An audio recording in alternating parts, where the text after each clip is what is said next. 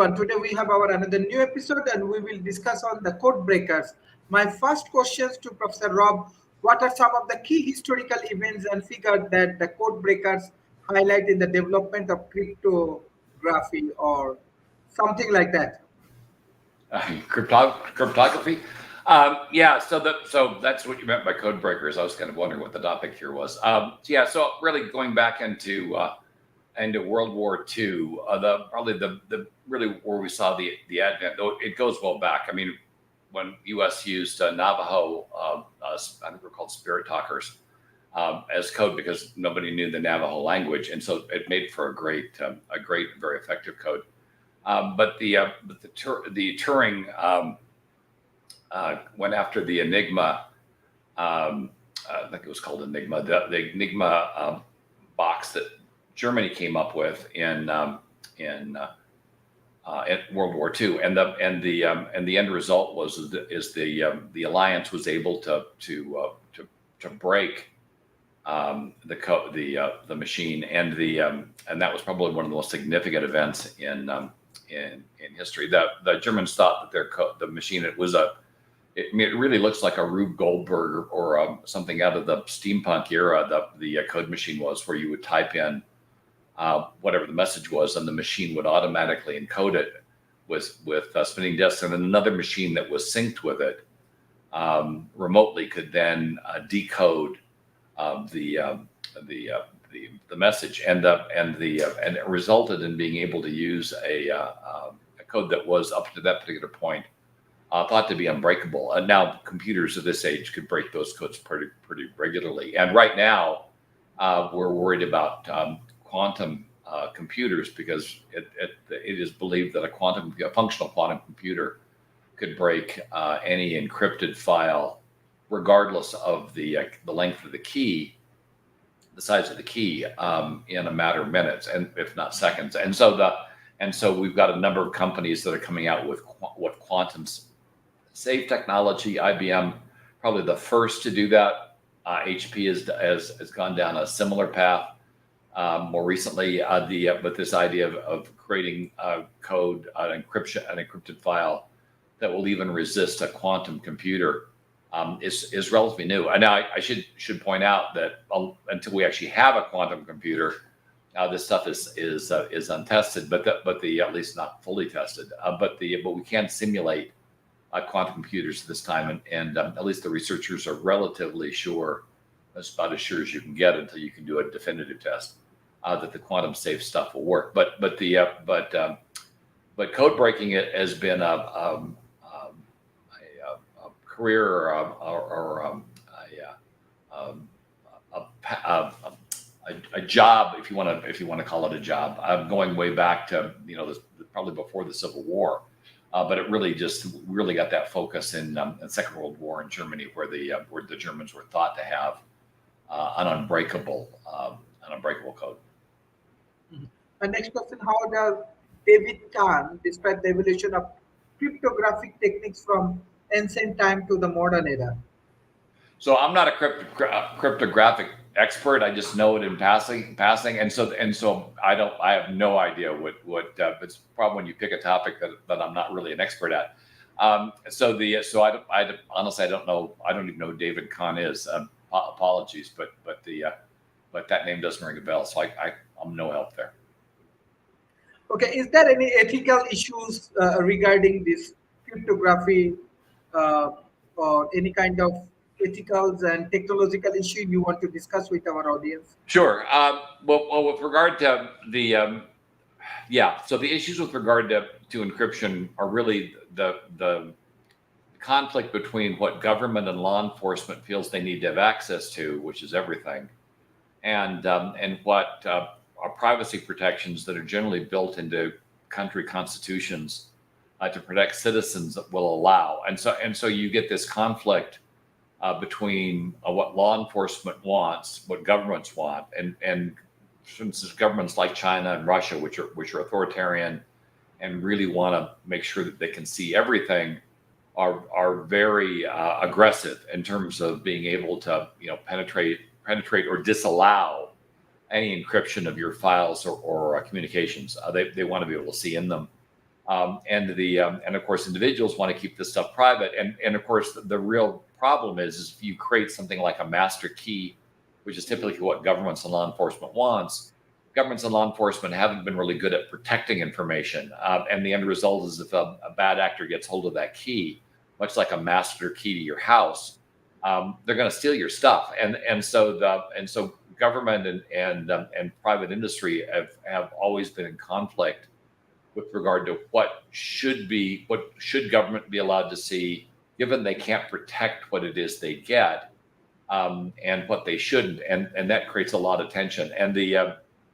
And of course, you do get criminal organizations that use this encrypted information. For instance, with regard to blockchain, which is an encrypted ledger technology, and cryptocurrency, which is which both rely heavily on encryption to do it, and to protect the anonymity of the people doing transactions. Bad actors, or I should say, criminal organizations, have used these methodologies to move wealth around, so they're not caught by governments or law enforcement, and that again provides an argument why law enforcement and government should get access to and be able to see what's going on. Blockchain, the government has figured a way around blockchain some time ago. I mean, the goal of blockchain was really to make sure that the buyer and the seller weren't cheating each other, and it does that job reasonably well.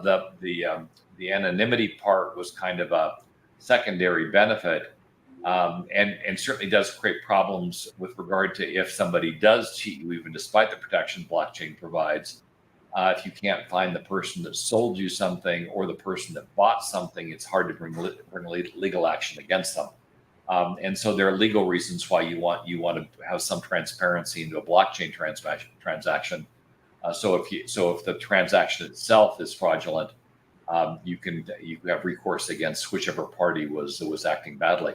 But as I mentioned, law enforcement wants access to this, not just to catch fraudsters, but folks that are selling weapons, selling illegal drugs, and the rest of that stuff. And so they're very eager to penetrate that. And we've had some fairly significant problems with regard to platforms like blockchain, because if I believe there was somebody that lost their password, and they had hundreds of millions of dollars of Bitcoin in their repository, and they couldn't get access to it. Effectively, it was lost. I believe one of those folks just had a hacker group break the password for them, and he paid them several $1 million to do it, because in exchange, having 90% of something is better than having 100% of nothing. And so that was done, but it also showcases that encryption can be broken with enough focus and effort. So there's very little that is encrypted that couldn't, with the proper effort, be broken, and it does create problems with data at rest. And so what often happens when you've got a breach of encrypted files is the attacker gets those files, and now they have an unlimited amount of time to figure out what the key is to decrypt the files and figure out what's in them and find the data.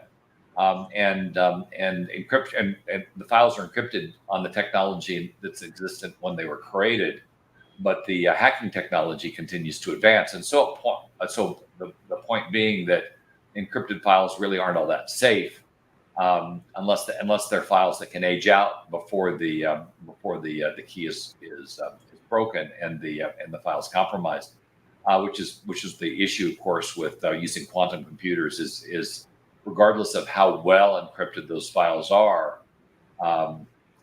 when quantum computers hit, whatever these guys have, they can't get access to now, they will get access to then. And governments have been breached a lot, and their encryption files have been stolen quite a bit, and it does create fairly significant defense problems should those files ever become viable. Granted, a lot of the information may be obsolete by then, but that is not is going to be exposed. Excellent. What's your closing remarks for today's session?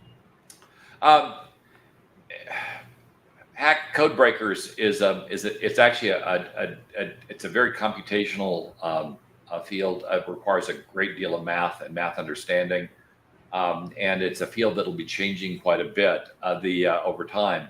I remember a meeting just a while back with NVIDIA where we were talking about generative AI and the belief that they can get generative AI to perform nearly as well as quantum computers to break code, going after the problem, much like code breakers have traditionally gone against the problem, but at machine speeds, and then using inference. In other words, looking at the intelligent structure of sentences to derive what those sentences are and what the meaning should be.